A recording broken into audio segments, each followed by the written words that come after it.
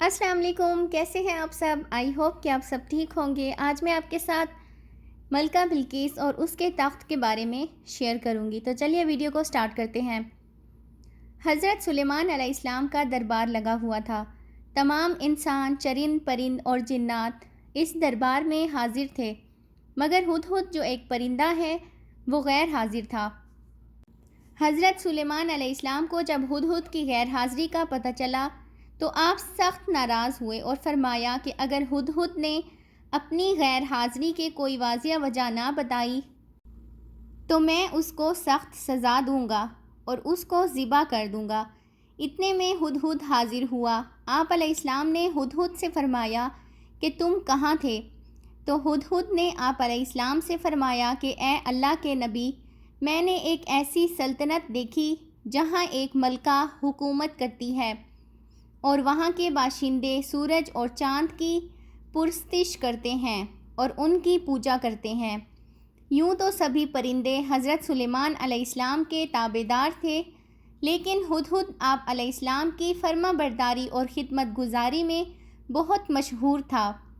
اسی ہدہد نے آپ علیہ السلام کو ملکہ سبا کی ملکہ بلقیس کے بارے میں خبر دی تھی کہ وہ ایک بہت بڑے تخت پر بیٹھ کر سلطنت کرتی ہے اور بادشاہوں کے شایان شان جو ساز و سامان ہوتا ہے وہ سب کچھ اس کے پاس ہے، مگر وہ اور اس کی قوم ستاروں کی پوجا کرتی ہے، یعنی سورج اور چاند کو اپنا خدا مان کر ان کی عبادت کرتے ہیں۔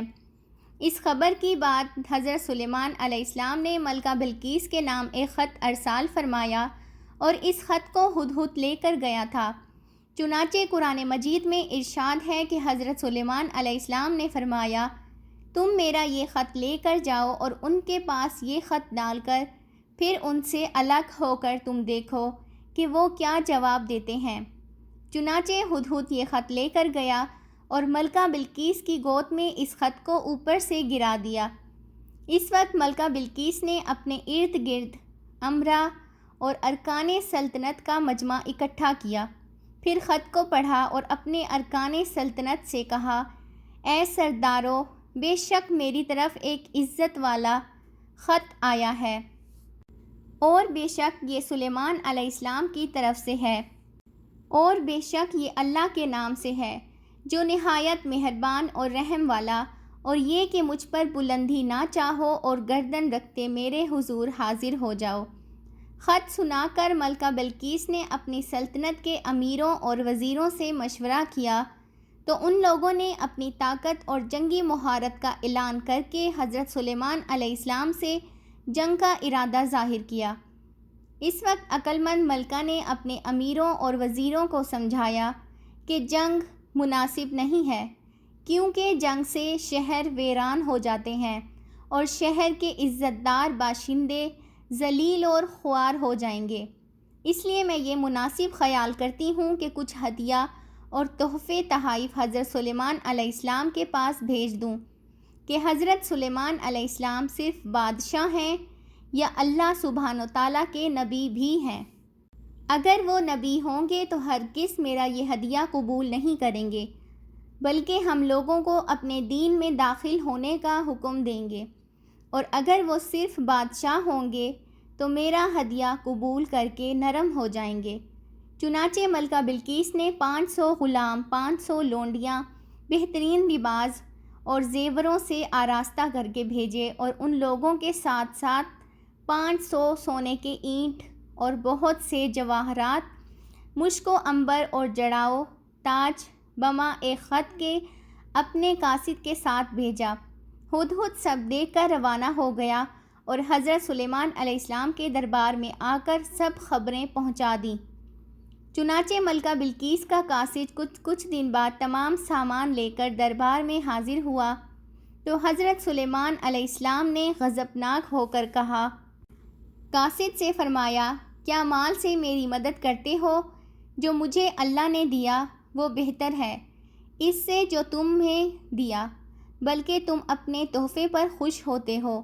پلٹ جاؤ ان کی طرف تو ضرور ہم ان پر وہ لشکر لائیں گے جن کی انہیں طاقت نہیں ہوگی، اور ضرور ہم ان کو اس شہر سے ذلیل کر کے نکال دیں گے، یوں کہ وہ پست ہوں گے۔ ملکہ سبا کا شاہی تخت 80 گز لمبا اور 40 گز چوڑا تھا۔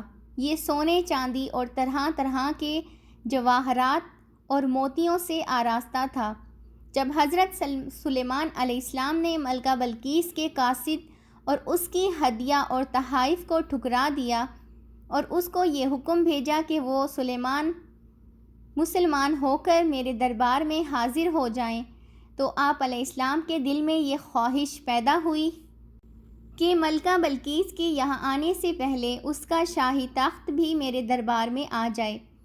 چنانچہ آپ علیہ السلام نے اپنے درباریوں سے فرمایا، سلیمان علیہ السلام نے فرمایا، اے درباریوں، تم میں سے کون ہے جو اس کا تخت میرے پاس لے آئے قبل اس کے کہ وہ میرے حضور مطیع ہو کر حاضر ہوں؟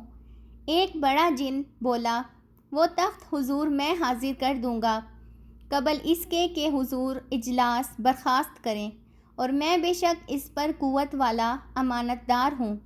جن کا یہ بیان سن کر حضرت سلیمان علیہ السلام نے فرمایا کہ میں یہ چاہتا ہوں کہ اس سے بھی جلد وہ تخت میرے دربار میں آ جائے۔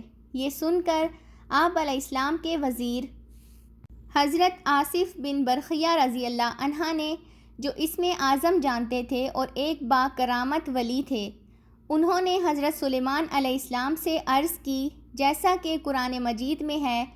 اس نے عرض کی جن کے پاس کتاب کا علم تھا کہ حضور میں حاضر کر دوں گا ایک پل مارنے سے پہلے۔